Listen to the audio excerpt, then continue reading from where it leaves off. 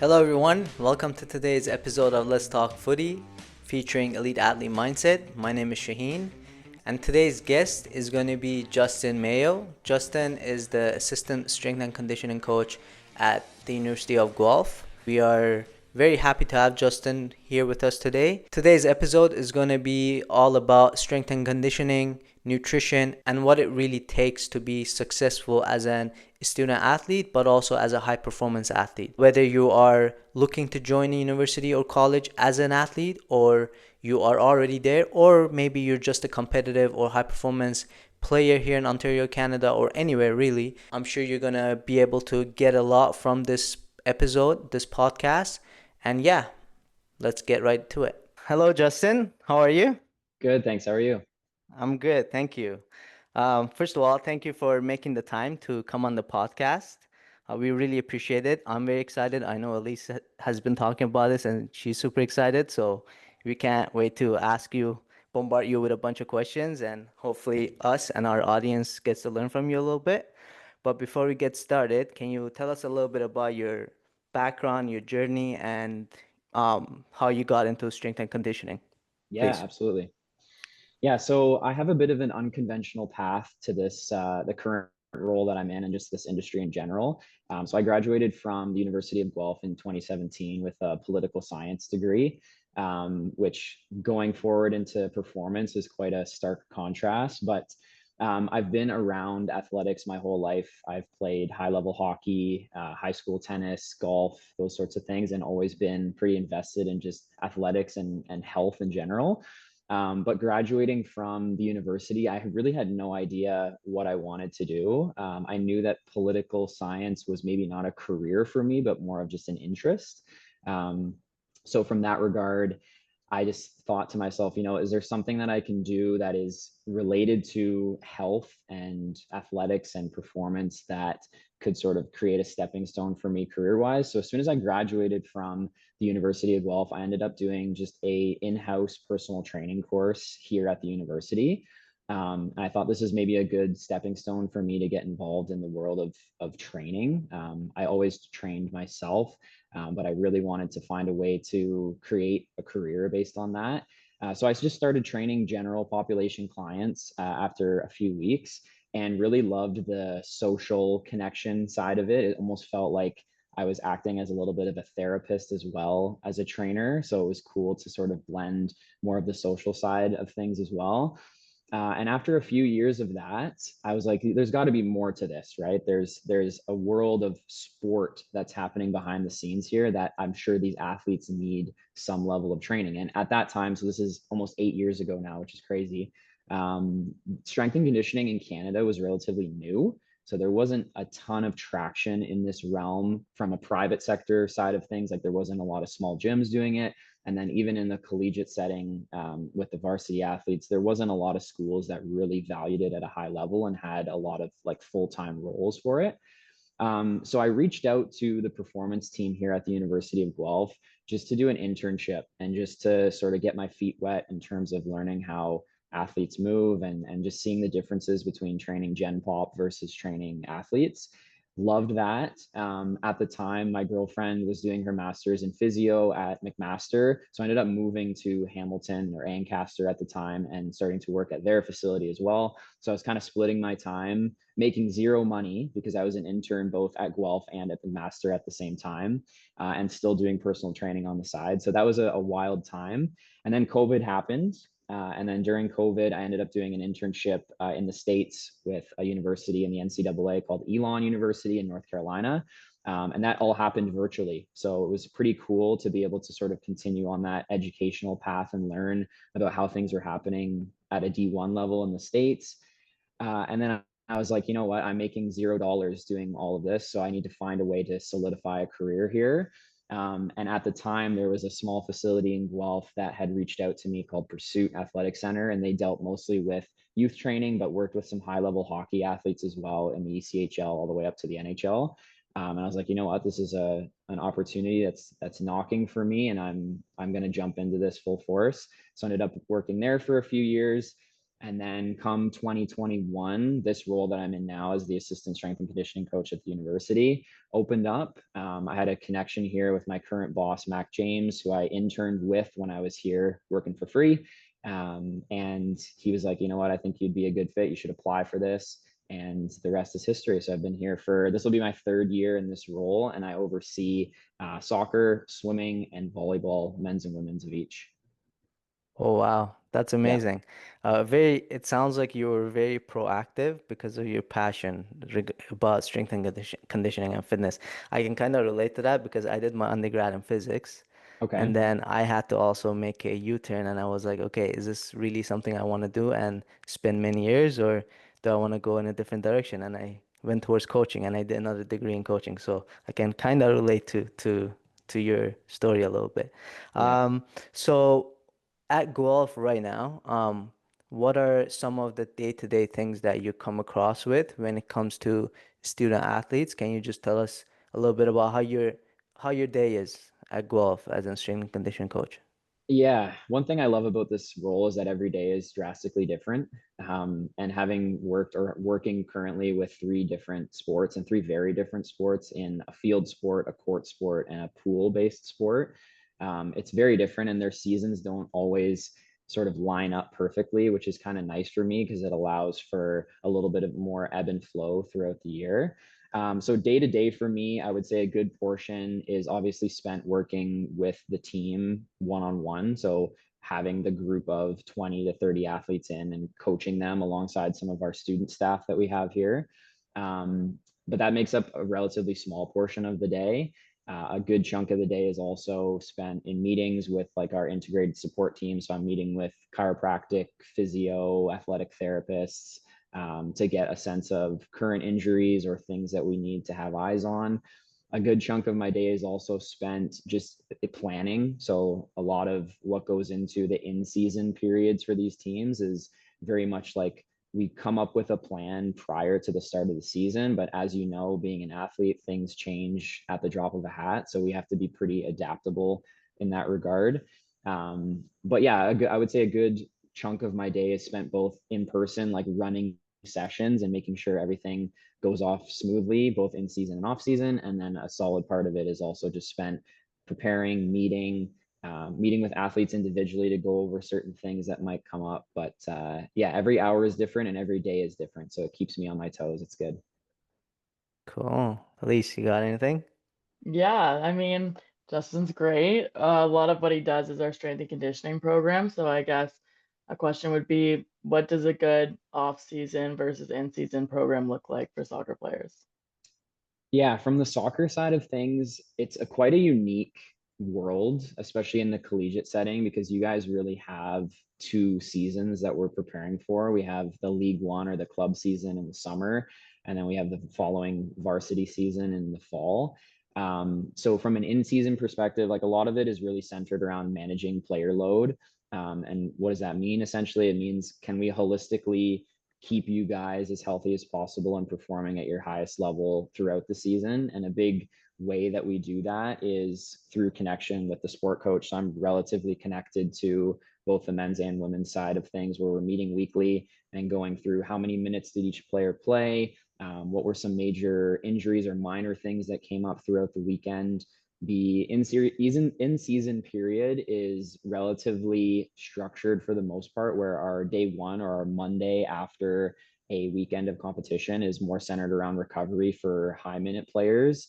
And then for low minute players, we'll mix in a little bit of top up work, is what I call it, where if they didn't touch on some physical qualities that they would have got by playing, we try and bring those qualities up a little bit on a Monday so that they're prepared to train for the week. And then Wednesday is usually like our midweek session where we get after it a little bit. It's the furthest away from the previous weekend, and it's the furthest away from the following weekend of competition. So that's where we'll start to actually train a little bit harder.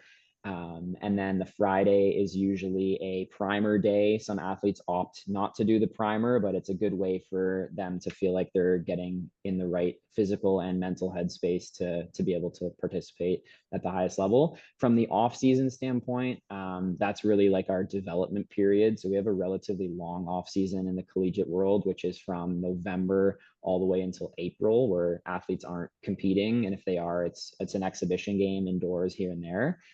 So from an off-season standpoint, we're mixing in speed development on fields. We're doing 3 to 4 weight room sessions per week where we're programming things like strength development, speed development, power development, conditioning, trying to really check all the boxes that a footballer has to go through on the fields. And those models off season really follow like a general trend of progressing from very rudimentary things early in the off season that are more global in nature to getting more and more specific as we get closer and closer to the in season. So a lot of our early off season stuff doesn't look anything like what you might see on the field. Like we're trying to get away from the specificity side of things and give them more just the general things that they might need, like general groin strength to be able to strike a long ball. Then as we get closer and closer to the season, that groin strength might look more applicable where we're actually creating patterns that we might see on the field in that regard. So this is very interesting. So during the off season, do you guys continuously stay in touch with the athletes, like with every single athlete, and they have to follow your programs from university? Yeah, so during the summer, that is the time where we're a little bit more hands off. So right now, like I haven't seen Elise for a couple months because she's been back home doing her thing and playing League One. But during the off season, which for us is like November to April, I'm with them multiple times per week, and that's where I'm probably seeing them more than the sport coach at that point because their I practice see. frequency goes down and the S&C and performance side of things goes up.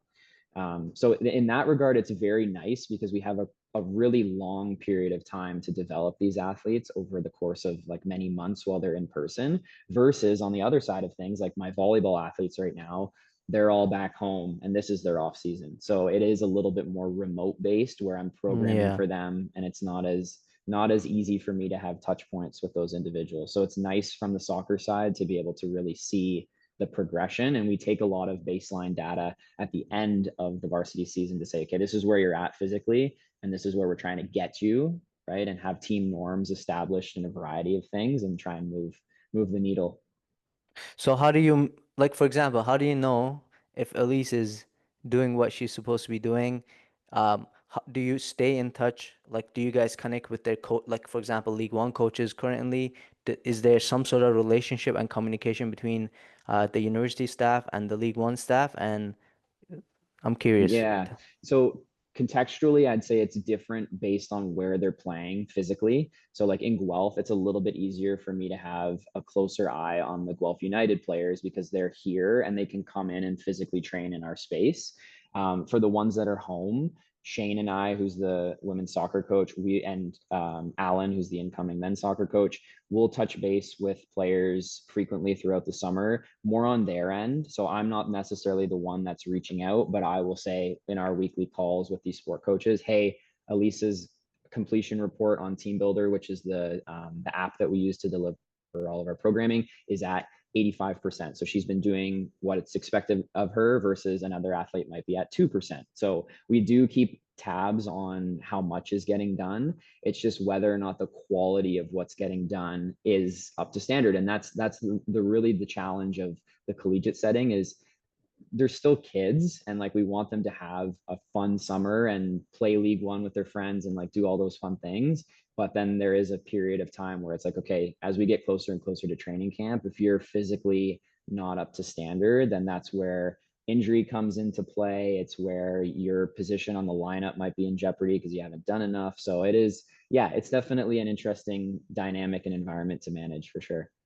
Yeah, at least from the athlete's perspective, how do you find this? Like, do you think it's difficult to maintain that fitness while you're off season? And I know you're still playing League One right now, but how important is it to follow your curriculum and your program and make sure that when you return back to university, you don't lose your spot. You are fit. You are not injured. Can you tell us a little bit from your perspective?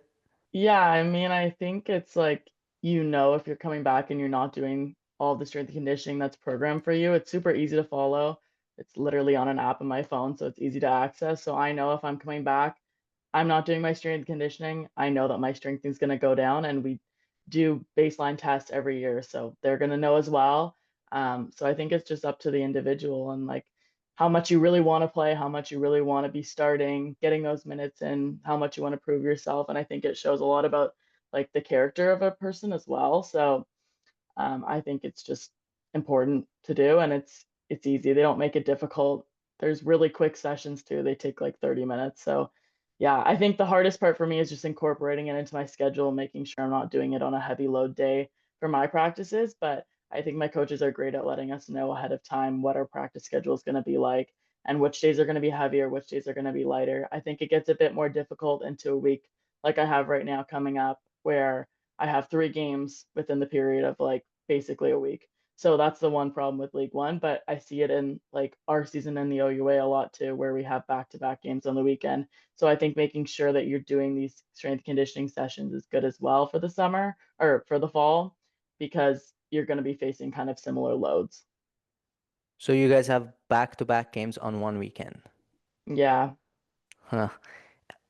Justin, what do you think about that? Because I know for a fact that athletes need recovery time, right? So back-to-back Absolutely. game, and I know strength and conditioning coaches are pretty passionate about this. So give me your thoughts on that. Yeah, I think it is really all just about management. And I think from my perspective, one thing I've tried to do this summer, as Elise kind of alluded to there, is give them more options in terms of what fits best with their week. So I think it gets really muddy if I'm trying to program a one size fits all weekly structure for everybody, because their structures and their systems are so different from every League One center. So what I've done is I've given them options of a high day, which a high day in my context looks like a little bit more speed-based qualities. The lifting side of things is probably at a higher intensity, and the volume might even be a little bit higher as well, versus also giving them options for low days where we'll just do almost like top up days where they'll do some long duration isometrics. They'll maybe do some lower leg health, like some pogo jumps or just like rudimentary hop stuff. And it's just less taxing on the system as a whole. So my hope is that on days where it's truly an off day, that should also be a low day from a training perspective, so that those stressors really complement each other, versus on a high day. So it's like, okay, I play today or I have a really intense training session. I'm going to try and do a high intensity session in the strength and conditioning side of things as well. It's a lot shorter, but we're just trying to almost match those days as opposed to having two competing stressors happening at the same time, because recovery doesn't really happen if we're just floating in this medium ground all the time, where it's like, okay, I have a low day in practice, but then I have a high day in S&C, and then that brings me here, right? We want everything to kind of have more of a wave to it and a structure that allows for true rest and then true performance. The other thing I was wondering is, let's say you guys get first year athletes that join, right? Mhm. What are some common things that you see that maybe you wouldn't recommend for athletes that join? I'm sure there's a few things.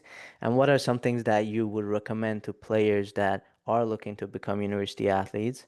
What are some things that they can be proactive about and start in advance so that when they do join, they're not catching up or they're not too far behind?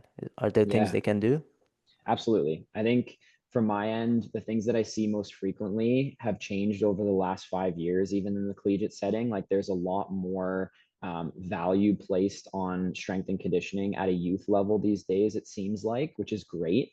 5 years Is ago, it? I probably wouldn't have said the same thing. Like most athletes that I'm seeing come into first year have at least worked with a strength and conditioning coach at the youth level, or they're following something themselves. Whereas when I was interning here, it was very common for an athlete to come in first year and have never done a front squat before. Like there's definitely been a shift, which I think is great.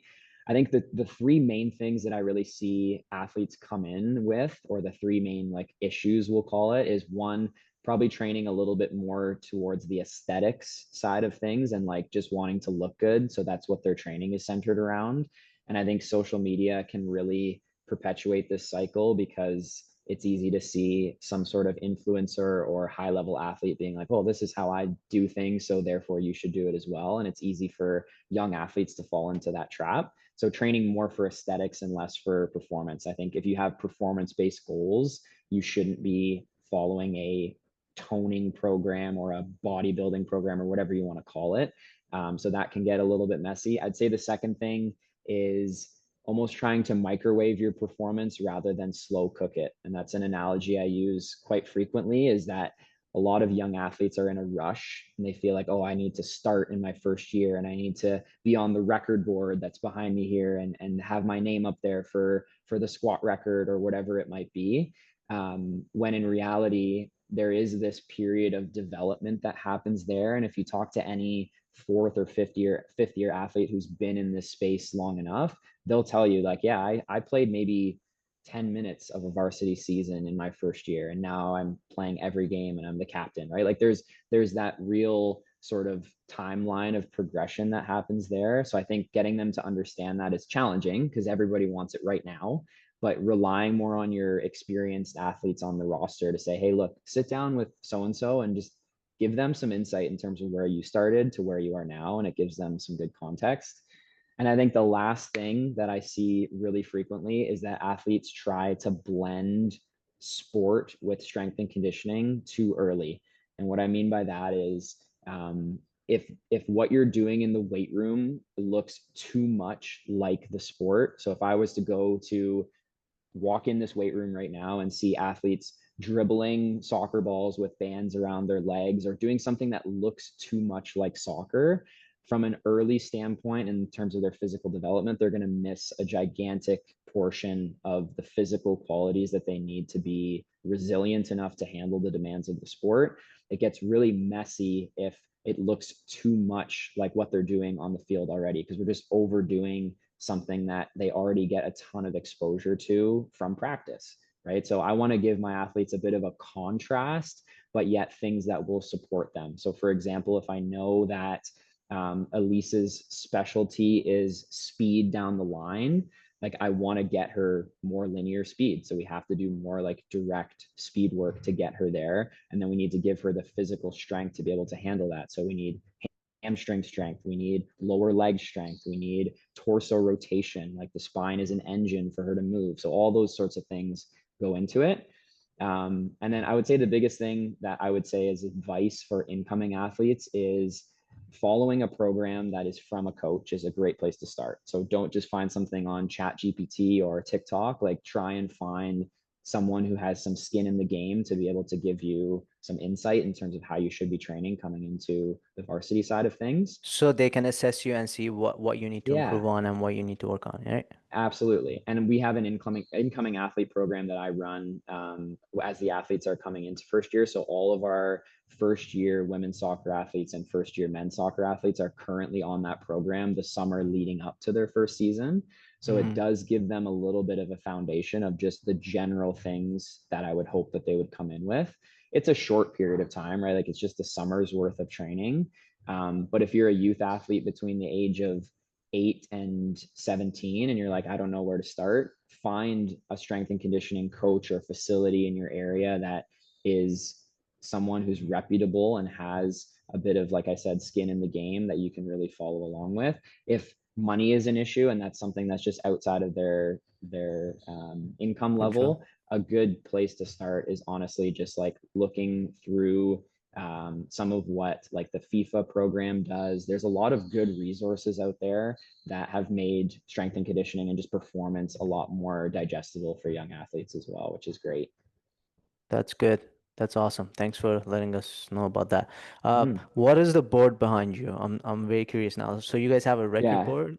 So yeah, this is our performance-based record board. So each team kind of has their own individual category. All the tests across the board are close to the same. There is a little bit of nuance depending on which sport we're looking at. So for example, the conditioning test that the women's soccer team runs is called the yo-yo, whereas the conditioning test that the women's rugby team is called the bronco. So there's a little bit of nuance there depending on the sport, but for the most part, we're just using this as a way to motivate athletes to try and basically move the needle in their performance, which then gives them the caveat of, oh, I get to see my name up there every day and my teammates get to see my name up there every day. And the cool thing is these names stay until someone beats it. So there's athletes that have been up there for 5+ years because no one's taken that record for them. So it's a long standing badge of honor here in the university. I like that. Elise, are you on that board yet? No, No. no. I will Maybe say two. one thing that's very interesting too is that there isn't always a direct correlation between the people who are on the board and the ones that are like the highest performers, right? Some people just don't love to train, and that's totally okay. Whereas some people, they might not be the top dog on whatever sport they play, but they love to just train and be like that energy giver for the team. So that's kind of where they might contribute, right? So it's cool to see the dynamics of each team and how it's quite different from sport to sport. Yeah, I've seen that before with athletes. Yeah, for sure. Mhm. Yeah, on the flip side of things, what do you think are some good tips for athletes who want to incorporate some more recovery? Like, what do you think are the best recovery practices that an athlete can incorporate into their schedule? Yeah, I think recovery comes down to a lot of things. Like it's very person dependent. I would say the easiest thing to implement is do the stuff that's free first. So sleeping more, right? Like before you start to dive into the fancy recovery modalities like sauna and cold plunge and all these things that are kind of trendy and like almost buzzwords right now, is try and find the lowest hanging fruit that you can implement immediately at no cost to you. So prioritizing a sleep routine is usually the first thing that I recommend for athletes. And that might look a little different from person to person based on schedules. But I would say for the most part, if you're shooting for 8 to 10 hours of quality sleep a night, like that's going to set you up pretty well from a recovery standpoint. The other thing I But would isn't that, say, sorry, Justin, I'm gonna jump yeah, in. That isn't that a bit unrealistic at the university level, 8 to 10 hours of sleep? Because yeah, athletes have exams, tests, there's a lot of schoolwork to be done, right? So how do they manage that? Yeah, that's a good question for sure, or a good point. So, from my end, what we do every day is we track athletes' sleep numbers when they come in. So, for example, when they come into the weight room before they start their session, I have a subjective readiness questionnaire that they'll fill out that has a little bit of insight into how many hours they slept, their nutrition from the previous day, their stress level, and their soreness level. And then that spits out a score for me based on how they fill that out. And then that will mark athletes as either fatigued, kind of at their baseline or above, and they're in a good position to perform. So a lot of times I'll look at trends in the team overall and see, okay, what's our team average right now? If there's a low team average, like for example, I work with the swim team, they train at 6:30 in the morning with me. Most of them are averaging like 5 hours a night. The team average is around 5 hours.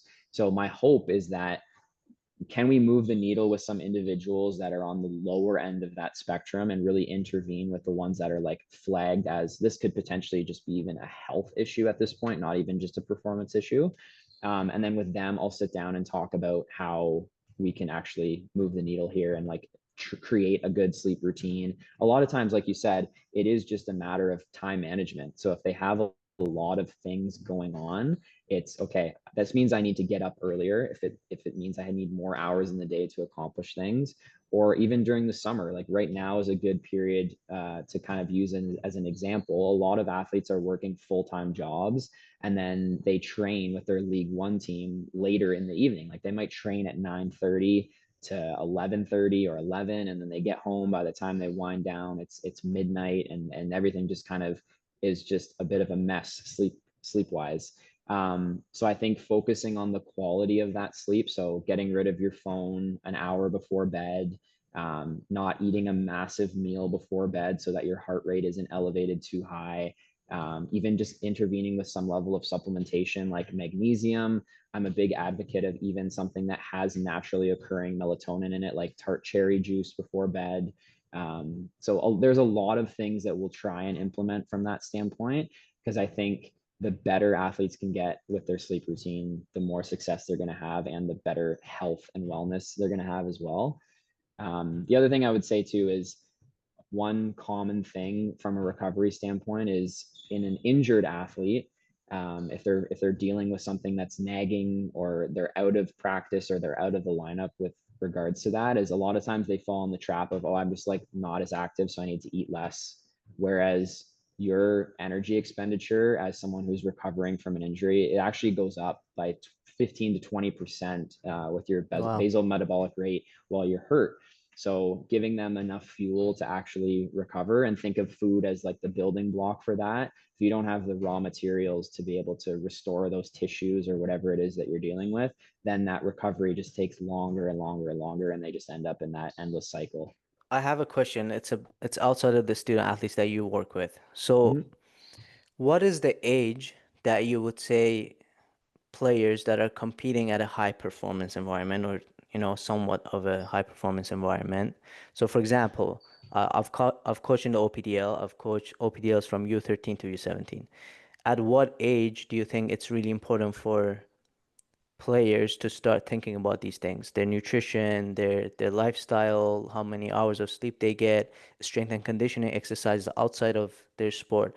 Like, is 13 too early? Is it even, because you mentioned 8-year old in one of the things you were saying, like, what is the age that they should start really implementing these and thinking about these, so that the habit comes into play and they start getting used to it a little bit, and also they get better and better at it? Is there specific age? Yeah, I would say so. Right now, if we look at the landscape of youth sport, a lot of what's happening is very early specialization, right? Where kids by the age of like 8 to 12 or 8 to 13 might have only played one sport their whole life. And maybe their parents have hyper fixated on that. And it forces them to just be like identifying with that sport. So it's like, I'm so and so and I play soccer and that's my only thing. That is where sometimes it gets a little bit tricky, where we want to give them more context and variety to be able to express just more versatility as an athlete. So I think if you're below the age of 13, making sure that you're playing a variety of sports is the first thing I would say. So giving you more movements to Multi-sport, yeah. exactly, more movement to pull from as like your toolbox as an athlete. And I think there's, from a social standpoint, it's great to just be able to interact with different populations. So I think from that end of things, I would say if strength and conditioning is not something that you're ready to dive into as a young athlete, just expose yourself to a different sport. So that's step one. The other thing I would say is if an athlete is dialed into their nutrition and their training and all those sorts of things by the age of like 15, that's usually my gold standard. Anything younger than that, we are trying to move the needle in some regard towards them thinking a little bit more high performance, but we also want it to be fun. Like, I really don't think that an 8-year old is someone who's going to absorb any information about nutrition if I sat down with them for an hour. So a really good example of how we do this. So we had an elementary school class in here 2 weeks ago. They're a private school, and they had ages, I think we had grades 7 to, it was 7 and 8s that we had in here. And they asked us to do a nutrition presentation. So from our end, we're not using the same presentation that we would give to Elise's team if we were going to give them a Yeah, talk of on course not. nutrition.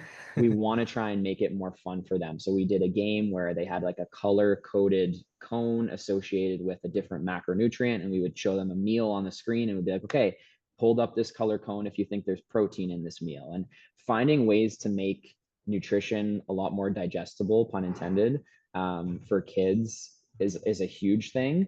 But then I would say from the strength and conditioning side of things, one thing we've really seen, and I'm sure you can speak to this as well, there's no real off season for youth sports anymore. It's kind of a thing of the past, right? Everything happens 365 days a year, it seems, from a youth sport perspective.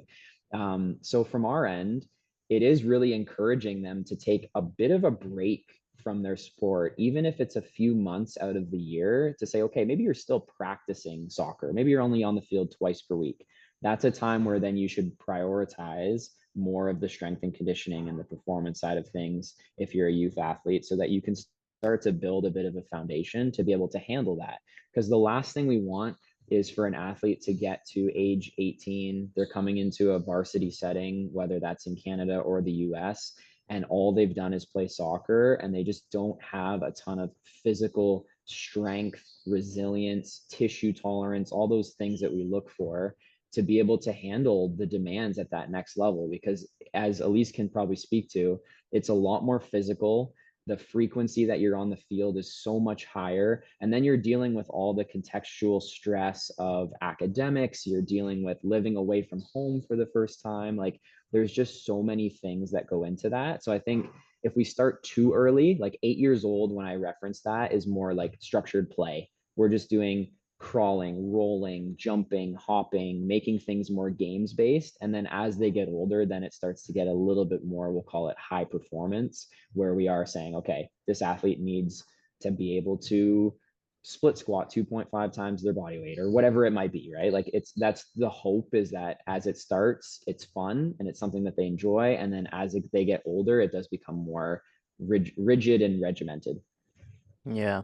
Yeah. I'm a big fan of at young age multi-sport. For me, it's important, especially in today's world. Like when I was a kid, we were outside all the time and we were like playing around and we were never home. Nowadays, you see kids on iPads and phones and stuff. And I've had like athletes in the OPDL where they are OPDL players and they also play AA, AAA hockey. And I've Right. had parents talk to me and say, you know, the my son or my daughter is not ready to pick yet, and this is like a 14-year-old. And I have always, I don't know if I was right or not, I hope I was right, but I always said if they're not ready to pick, they shouldn't pick. Just keep them in both, let them play. And I don't know, to me it's just if you're playing hockey at a high level and soccer at a high level, you're a better athlete, especially if you're 14 years old. I never really saw it as a bad thing, but yeah, I don't know, maybe I was wrong. No, I absolutely agree. I think we don't want to lose what they love. So if they really do love playing sports and there's not one thing that really sticks out with them just yet, yeah, let them experiment, let them feel it out. Yeah, so you talked a bit about nutrition in younger athletes. I think just in general, building off that, what are some of the most common nutrition myths you hear athletes believe? It's a good one. I think when it comes to nutrition, it is relatively subjective. And I think everybody's definition of what is healthy performance-based eating versus unhealthy, not performance-based eating is so different, right? Like, how we grow up really shapes how we eat. So I think some of the Yes. biggest myths I hear, right? Like, and some of the biggest myths I hear is that, like, things like, oh, if I eat too many carbs, I'm gonna gain weight, right? And it's like, okay, you're an athlete. Let's rethink how we think of food, right? We need to think of it more as fuel. I use a really good analogy when I talk to athletes a lot about the nutrition side of things, of thinking of your body as like a bathtub, right? So if you have your baseline bathtub and it's empty, that's how much energy you need throughout the day to basically sustain your level of activity. As you start to fill that with water, or we think of the water as the food, right? As soon as your bathtub reaches that certain level where we're like almost about to overflow, you've met your nutrition requirements for that day. Anything in excess of that is either going to be used for two things. It's going to be used as fuel to support what you're doing, or if you're more sedentary, that over consumption or excess of food is going to go towards weight gain. And that weight gain isn't always a bad thing. I think from a youth athlete perspective and a varsity athlete perspective, a lot of times when you come into first year, you're almost forced into this, oh, I need to get a meal plan and just eat on campus. But the biggest success that I've seen from athletes is the ones that know how to cook and fend for themselves a little bit more in those first few years, because then you're not so reliant on what is in front of you from maybe not the greatest options. We're Mhm. lucky here at Guelph where we have a pretty diverse food program and there's a lot of really good options here, but that's not always the case, right? And if we compare our setting to an NCAA setting where food is often provided for those athletes, it is a huge area where we as strength and conditioning coaches and just like health care professionals in general can have a really big impact. So I think my biggest thing I would say from a myth standpoint in terms of steering athletes the right way is stay off of social media as best as you can when it comes to nutrition, because everybody's going to tell you something different. reach out to the resources you have. Like we have a sports nutritionist or a dietitian here that they have access to, and you can just sit down and chat with her. If you're a young athlete who doesn't have access to that, see if you can find someone in your area that focuses on sports nutrition, and like use those resources, because I think it gets really challenging to whittle down what is most important if you have no concept of that. Like I was lucky enough growing up where my mom is a holistic nutritionist, so it's almost been like bred into my psyche, is just like knowing what's going to support me versus what might hurt me from a food standpoint. But I realize that not every athlete comes from that perspective. So I think I try and steer them towards really good resources. Like precision nutrition is a great one. If an athlete is struggling with knowing how much to eat, there's a calculator that the precision nutrition team has set up where they'll give you suggestions based on your energy requirements and how active you are and what you like to eat and all those sorts of things. And it's reputable enough where it's been used in the professional setting in the MLS and the NBA and the NHL. And we know that there's a lot of good resources out there. You just got to know where to find them. Yeah, Well, totally. I think as a young athlete as well, it's pretty hard to know what to do. And I think a lot of parents, I know my parents at least, tried to help me a lot with like my nutrition. So what do you think are some like tips, or where could parents find more information on what their kids should be eating? Yeah, that's a good question. I think from a parent standpoint is giving your kids the tools to be able to cook for themselves early on. Like not just the basics of like cereal and a peanut butter and jam sandwich. Like that's not really considered cooking. So like learning how to properly prepare meat and like temperature zones, and learning how to cook in bulk. Like there's a lot of merit in being able to prepare food for a day or for a week for yourself. So if you're a parent listening to this, I would say like don't be so adamant about always doing it for them. Find ways where you can start to give them those tools yourself. If you're a young athlete listening to this, I would say be a little bit more in tune with what your parents are buying at the grocery store. So if you're going with them, like see where they go, see what they're grabbing, what quantities are they grabbing of certain things. Are they staying more to the exterior of the grocery store where it's a lot more fresh food, or are they a lot more in the middle where it's a lot more packaged food? So having an eye on that, I think, as a youth athlete is important, because then when you get out into the real world, it's daunting to do your first grocery shop because you're like, oh, I just want to buy all the fun stuff, right? Whereas that stuff probably isn't going to support you as good as you might hope. Another tip I always give to athletes that might be struggling with their nutrition is start to log your food. So even just writing it down, you can really see what you ate in terms of quantity. You can also see the quality of what you're eating there. You're like, oh, okay, for breakfast, all I had was carbohydrates. Like all I had was oatmeal. That might not set me up on the greatest path for the rest of the day because I really lacked protein and fat to really sustain me through those early hours of the day. And then even making little notes beside the meals that you eat to say like how you felt physically with that. It's like, oh, I hit a wall by 2 p.m. today after I ate Subway for lunch. Like having a little bit of context around what you're eating, I think is really important, because then when you go back and you look at those notes, that will also help shift your game day routines to be a lot more dialed in as well. Because if you're like, oh, I know that I don't feel the greatest and I get really tired after eating a sandwich, for example, that's probably not going to be something that I throw into my game day routine because I don't want to hit that wall.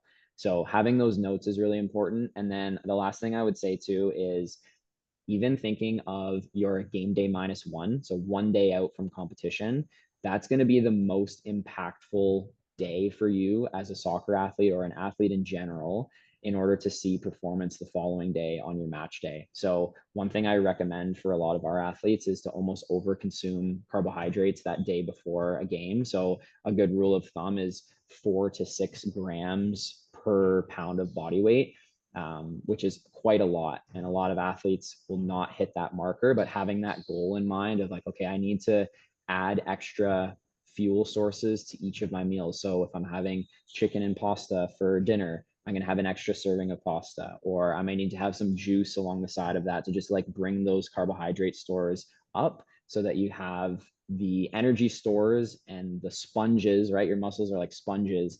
If they're not full of energy and carbohydrates, the following day when you go to play, you're going to get depleted really, really fast. Yeah. I personally always eat like it's match day -1, but There you go. Hey, that's that's good. not, no, it's not. Trust me. It's not good, I promise you. Um, but jokes aside, this is really good information. Honestly, one of the reasons why I started EAM, Elite Athlete Mindset, is because I saw these gaps while I was coaching, while I was a head coach at the OPDL level. And there's so much emphasis on high performance OPDL, but there's so many things that are lacking. And um, athletes or parents or even coaches, there isn't enough information or enough guidance so that we actually help these players that at the age of 14, 15, 16, there's still so much pressure on them because they're paying so much money. Like to play OPDL is not cheap, right? And parents are like, I'm spending seven, $8,000. Why is my kid only playing 10 minutes? The kid is frustrated because he's feeling or she's feeling pressure from parents, from coaches, from teammates. So the whole point of EAM was to try to, as best as possible, provide that guidance and that mentorship. For example, we have some athletes right now that I personally work with, and I do have like a Excel sheet where they have to fill in what they eat throughout the week. And I'm not a nutritionist, but it's important for them to start thinking about, okay, what am I really putting in my body? I work with their parents, and they kind of, you know, at least they're aware. Parents are aware, so that when they are having a bad game or where they did not when they were not able to perform as best as they could, they can go back and say, okay, did I really live like a high performance athlete if I want to perform as best as I could? So there's these little things that are very important, and obviously at the university level, there's a lot of professionals that help them. Uh, but in the OPDL level or in the younger age groups, even though it is called high performance, there's so many things that can be done. And my hope is for us to, as little as possible, help these players, but also for clubs to start becoming more and more professional, like academies and stuff in Europe. So that's the goal. I know there's a long way to go, and it's not going to be easy, or it's not going to happen very soon, but hopefully one day athletes get as much support as possible. The Mhm. other thing that we wanted to ask you was in terms of supplements. What do you think about that? How early, or when should athletes really start looking at supplements? And is it when they're not getting proper nutrition, or is it athlete specific? Is it if there's something that they're missing, or is it what are the rules? How early should they look into that stuff? Can you tell us a little bit about that? Yeah, absolutely. I think this is one of those topics that is popular for a reason because I think a lot of times athletes look for the quick fix. And unfortunately, supplements don't always check that box for people. And I think it is truly in the name supplement, like it's meant to supplement something that you're not getting nutritionally. So I think step one, context is everything. So for some athletes, there's going to be things that they probably require that they might not get enough of in their nutrition. Whereas for an athlete on the same team, they might have an abundance of that and they don't need it. So I think step one is if you are looking at finding deficiencies is you need some objective data there. So having your blood work done is a really good start. For young athletes, I would say supplements are definitely not necessary. In some regard, can they give you an edge if you're taking the right things? Sure. So the only things I would typically recommend for athletes, and when I say like young athletes, we're talking somebody who's gone through some hormonal changes. 15 to 18 is kind of that good window where it's like, okay, if I'm eating really, really well, and I have my nutrition on point, and now I want to go to that next level, then I can find some ways to supplement that. I think if we think of our food sources in Canada, a lot of the nutrients have been stripped from our foods just with the way that things are processed nowadays. So there is things that we just inherently can't get enough of through quality food sources. So for example, in Canada, I would always recommend athletes taking a vitamin D3 supplement. We miss out on a lot of vitamin D from just having so many months of darkness and clouds and we're not outside for such a long period of time. So that's obviously going to have a role on bone health. It's going to have a role on mental health. And there's a lot of things associated with that, and making sure that it's a D3 supplement that is stored in some fat. So whether that's olive oil, fish oil, Anything that it's a fat soluble vitamin, so it needs that. So avoiding something like a tablet unless you're going to eat it with a fat source. The only other supplements that I usually recommend on a varsity level, so athletes who are 18 plus and looking for an edge performance wise, creatine is probably the most researched performance based supplement out there. There's so much merit showing that it is enhancing athletes' energy level because it gives you that excess storage of ATP, which is what your muscles and brain use as energy. There's a lot of research coming out now that even high doses are shown to be preventative from a concussion symptom standpoint. So not saying that it prevents concussions, but however, if an athlete were to sustain a head trauma, that if they have excess creatine levels in the brain, it can help shorten the duration of those symptoms and hopefully get them back to the field of play a little bit quicker. 5 grams a day of creatine monohydrate is kind of like the gold standard. And that can be for male athletes, female athletes. Like there is no real distinction between those two. Everybody can take it. It's a basic human chemical that we need in our body. The other thing 18 I would plus though, right? You mentioned that was key. yeah, Yeah. absolutely. I think 18 plus is a good place to start because before that is your nutrition dialed in, right? We don't want to Yeah. use these things to replace quality meals. So I would say beyond that point, if once they're eating well, then we can start to add these things in. Protein powder is another one. Again, whether that's whey protein or a vegan-based protein, depending on what sits best with you from a digestion standpoint, something that just athletes lack in general, right? Like it's tough to get the required levels of protein in each day when you're breaking down tissue muscularly in the gym, but also like things break down while you're on the field. Like we need to rebuild those structures. And then the last thing I would say is something electrolyte based, and that doesn't necessarily need to be an electrolyte supplement. I'm a big believer, and I recommend this to a lot of athletes that I see in person, is just adding sodium or salt to your water if you're training in hot environments throughout the summer. If you're losing a lot of sweat, it's the main electrolyte that you're going to lose through that sweat. So topping that up, as much as you might not love the taste of salt water, it's crucial for you. And magnesium. So a supplement that you could throw in there as well. Magnesium is typically stripped from a lot of the food, like I said, through the processing of it. So giving your body some more readily available sources of electrolytes like sodium and magnesium is crucial. But again, I would very much hammer down your nutrition and make sure that you're eating as best as you can first. And then if you're like, hey, you know what, I still don't feel like I have quite the energy levels that I might hope for, or quite the performance edge I might hope for, get some blood work done, see if there's anything that is actually lacking for you. And then those supplements can really make an impact for you rather than just throwing everything at the wall and hoping something sticks. What's magnesium good for? Like, what is it? What does So it it's an help you with? electrolyte that's essential for muscle function. So if you're somebody who cramps frequently, a lot of times magnesium deficiency is associated with that. It's great for sleep as well because it is a relaxant. Depending on the form that you take, I usually recommend magnesium bisglycinate as it's the easiest to digest and is usually okay on most people's supplements or most people's stomachs, sorry.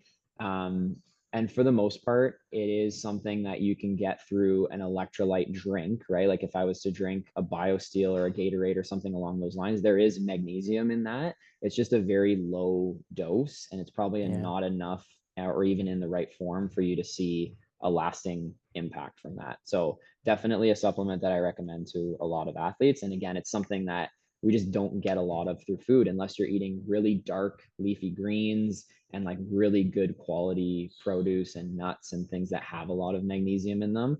Then in that case, you might not need the supplement. So obviously you work with a lot of athletes, student athletes. What is what kind of mentality do you need to have to be able to manage everything that you've just talked about in terms of your nutrition, your fitness, time management, school, this, that? What sets these student athletes apart um, from the ones that are not, what are some qualities that you see in these student athletes that really is important for them to be able to be successful and to be able to maintain their careers? Yeah, absolutely. It's a huge piece of it. And I think From my perspective, a lot of what goes into recruiting is this side of things, right? Like a lot of sport coaches can probably attest to this. And when I've met with our sport coaches and talk about how they do their recruiting, 50% of it is coming from what they're seeing in the performance side of things, and then the other 50% is them as a human being and what they come in with, and maybe what they might lack that we need to hopefully foster in them over those 4 to 5 years. So the biggest thing I would say is I notice athletes that are successful at this level have a great attention to detail, and that's from all ends. So they're reading emails, they're reading the fine print in exercises that I might be prescribing for them when they're training from home. They're asking me, hey, like why are we doing this lateral lunge variation this way as opposed to this way? Like there's a certain level of attention to detail there that athletes at this level, if I see that, I know they're going to thrive because they're invested at that point. They're invested in their development, and they're invested in the success and failure of their team as well. The other thing I would say is time management skills. We talked a little bit about that on the sleep side of things.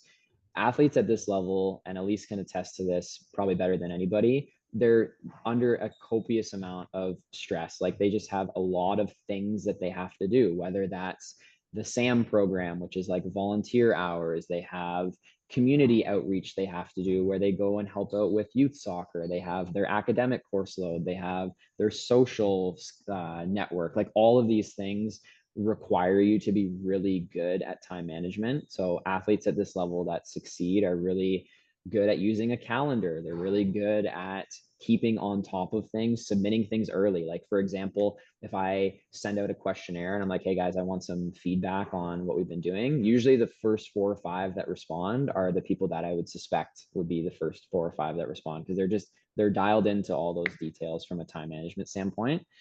The last thing I would say is resilience. And I think that resilience comes from having some level of setback or being told no at some point in your athletic journey.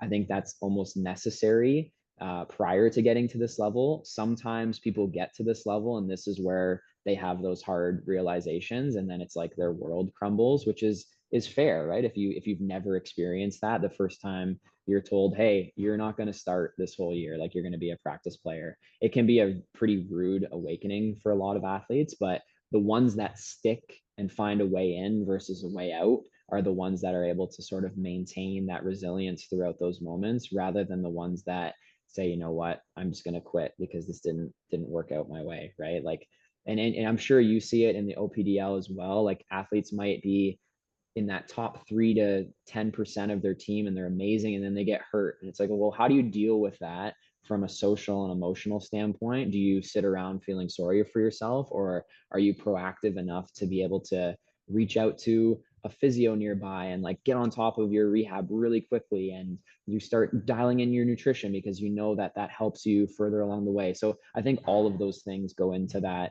we'll call it elite mindset, that athletes need to have when they come into this setting. And that doesn't just happen overnight. I think it is truly a process that takes 2, 3, 4, even sometimes 5 years. We see athletes all the time. My coworkers and I will talk about, oh, remember this person in first year when like they just couldn't figure it out. And now they are leading these events and community outreach, and they're like the captain of the team. And there's that huge growth process that happens here. So it's pretty cool to watch. Yeah. Was it Michael Jordan that got cut from his basketball team in high school? Yeah. Yeah. Yeah, There's tons so of stories like that. yeah, but it's always what at least what I hear is, oh, how can he be cut from his high school team? But one thing I've always wondered is, what if that's why he became the best basketball player? What if his coach was right? He had to get cut because he wasn't good enough, and then Michael Jordan had to go get his stuff together Yeah. and work his butt off and get to that level. So it wasn't, I don't think it was necessarily a bad thing or a negative thing, or so who knows, obviously, but Mhm. I think it plays a role for sure. And Elise has talked about this. She's had injuries herself before, and she's had to come back from them. Elise, as the student athlete, what are you tell us from your side? Like, what are some of the things that are challenging? What are things that keep you up at night that you struggle with? Sorry to put you on the spot, but and how do you deal with them? How do you have to manage them? And do you reach out to your coaches and to staff and to try to seek help, or Do you have to have like a certain network, your friends, your teammates that are going through similar things? How important is it to have that social aspect, or do you keep it in yourself and do you have to just put your head down and work? Tell us. I mean, I think for me, like I've had two major different types of setbacks. I think when I switched to my team now at North Toronto, I was not playing at all. I was not starting. I was just the worst on the team.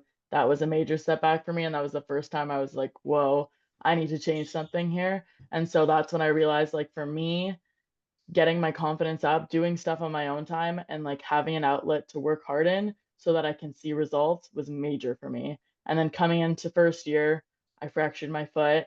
That was another major setback for me because, coming into first year, like Justin said, you want to come in, you want to make an impact, you want to see if you can get that starting spot or come on at half or something like that.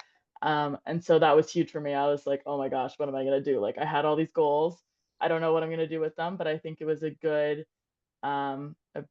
great part of my life where I learned a lot about myself. And for me, I know like I came in and I lifted every single day. And I'm so lucky that I had such a great coach like Shane and I had such a great coach like Justin who were able to change a program for me and make it super accessible for me to come in. And they were there every single time I came into lift. If I was coming in at a different time that was not a team slot and some other team was working out, Justin would always come over and help me with stuff. So I think for me, it's like working hard, finding an outlet.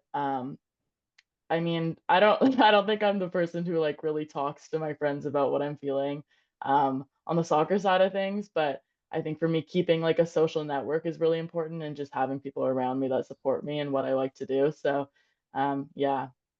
Do you feel like sometimes if you're, let's say in soccer, you're going through a tough phase, and do you almost have to like put it to the side and just, you know, focus on your social aspects so that you can come back and be refreshed, or do you think you really have to focus and go deep in it to be able to come back and deal with the situation, or is it different?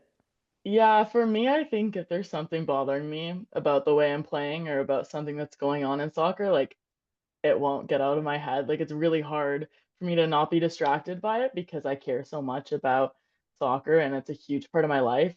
As much as I try to separate it from even just school, sometimes I'll be studying and I'm just thinking about a play I made in a previous game. So I think that's always something that I'm trying to work on is just having some separation when I'm focusing on like my school. That's what I'm focusing on. Whereas if I'm in a practice, like I'm not thinking about school. And I think that's like a separation I'm still really trying to work on. So yeah, I think it's a place that I need to improve in, but it's definitely challenging. And I know a lot of my friends struggle with finding that um, kind of distinction from both of those sides of their lives. Justin, from the coach's perspective, what do you guys do? What are some things that you guys do to help these athletes when they go through tough periods, or to keep them motivated still, whether it's an injury, whether it's, they might be struggling in school, they might be struggling with something social. Are there certain things that you guys, that's first of all maybe common, and certain things that you guys do that, gives results and that kind of works? Yeah, I think from our end, a lot of how I approach those situations where an athlete might be struggling on the mental side of things or there's a setback there is having a good level of trust and rapport with the athlete before I try and intervene too much. Because I think there is some athletes that just don't respond well to my voice. Like that just is the nature of things. Some people love what I do, some people don't respond well to it. That's just how, yeah, you as a coach can probably speak to that as well, right? Like it's not for everybody the way that your style is. So I've really found over the last 8 years of doing this that I need to be very adaptable to the person and how they want to receive feedback and motivation and all these sorts of things. So, and that comes with time. Like, for example, if I have athletes that are coming in this year in September or let's say August for training camp, and I've never really met them aside from their recruiting visit, I'm probably not going to know how to approach them if they have a setback. So I'll probably take a little bit more of a hands-off approach, make sure they're good, but I will relay that information to other stakeholders within the process that are more invested in their development at that time, where the sport coach might have a better rapport. And I'll be like, hey, just so you know, Elise is struggling a lot with like motivation in the weight room where like she's just not training hard or whatever it may be. That's obviously not the case, Elise, but those scenarios I think lend themselves to utilizing the resources that I have in place to be able to get the athlete where we want them to be. But then my hope is that over weeks and months and years that I'll develop a certain level of rapport and trust that I can help then intervene. So strategies that I use is number one is referring them to some level of improvement that they've had. So that's why I collect so much objective data, is to say, look, you look at how far you've come in this metric. Like your sprint speed, you were running a 3:33 in the 20 meter 2 years ago, and now you're like sub 3. You're like a 2:98, right? Like having those actionable items that they can see and see the progression, I think is huge.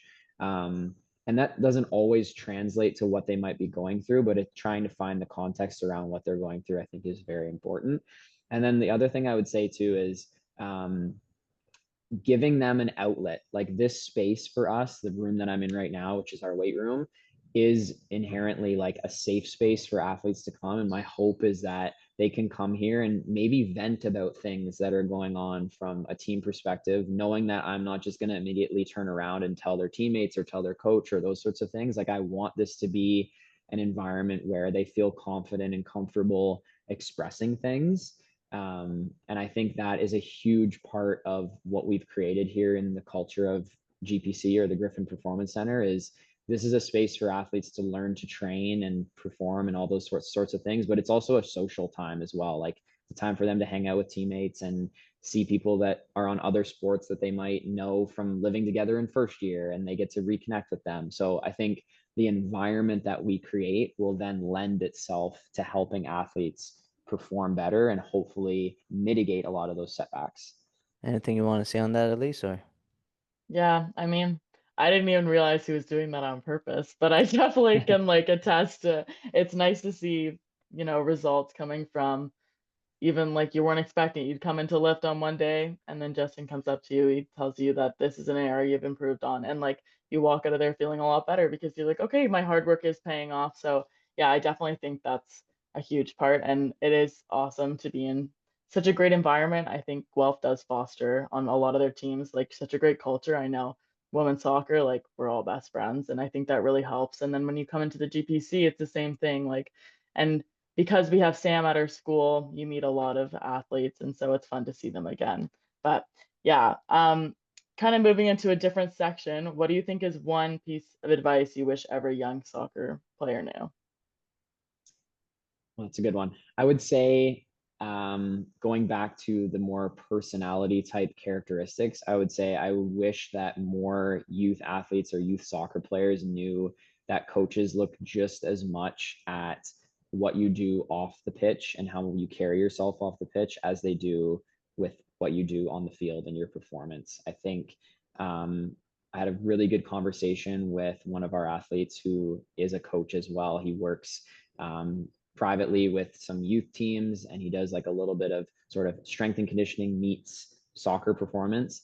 And one thing he says all the time, he's like, man, these kids are like really talented, but they just like they don't listen, or they are constantly like messing around with stuff as I'm trying to explain, or I prescribe them something that's supposed to be max effort, like high intent, and they just half-ass it, right? Like there's a lot of those things that I think go into being a good athlete. And I hope that athletes realize that how they carry themselves beyond what is seen for those 90 minutes on the field does really impact what's going to happen for them at the next level. Like I think if we speak to Elisa's team and the women's soccer program here in general, our coaching staff does a great job of recruiting because they value those sorts of things. And I think the reason that they're so close as a team and they're all best friends is because they're all really good people.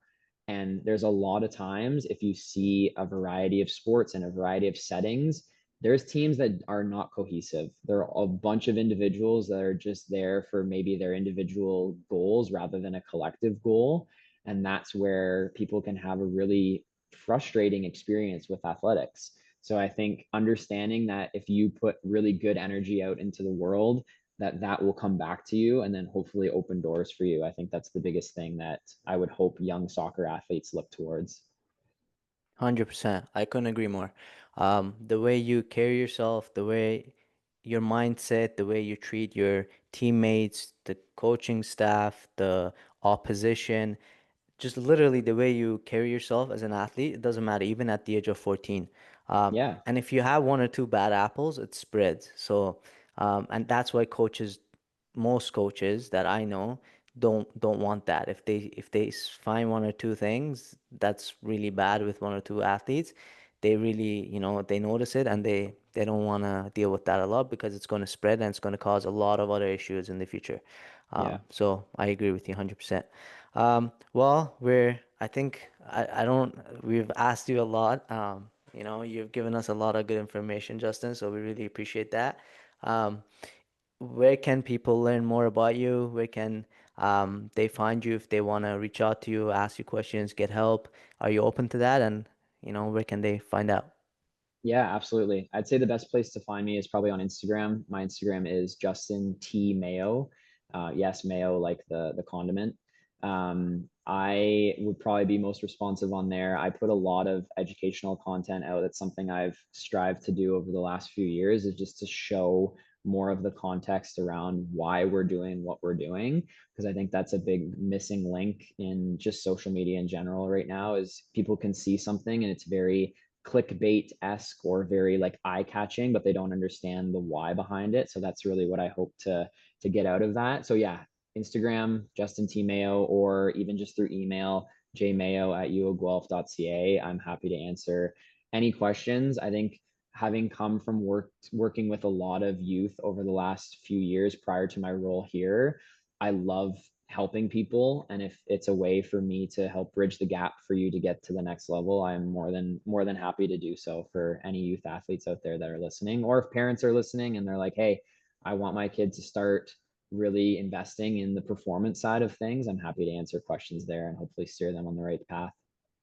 Absolutely. Especially athletes or parents that are potentially looking to join Guelph or, Yeah, get absolutely. get there. So nice. Thank you. Well, I really, really appreciate your time, everything that you provided. It's very valuable. So thank you so much again. At least if you have any questions that you want to ask, please go ahead. If not, I don't want to take too much of Justin's time. We've already gone over time, so I want to be aware of that. Yeah, no, I think he answered all of our questions, but thanks, Justin, for coming on. This is really awesome. And yeah, thanks for having me, guys. I'm always happy to yap about training, and I figured I might go over time because sometimes I just go on tangents, but more is better sometimes. 100%. I'm not complaining, and I'm probably gonna reach out to you and bug you more. So Sounds for sure. good. Absolutely, anytime. All right. Thank you so much. Enjoy the rest of your Cool. day, Justin. Thanks, guys. Appreciate it.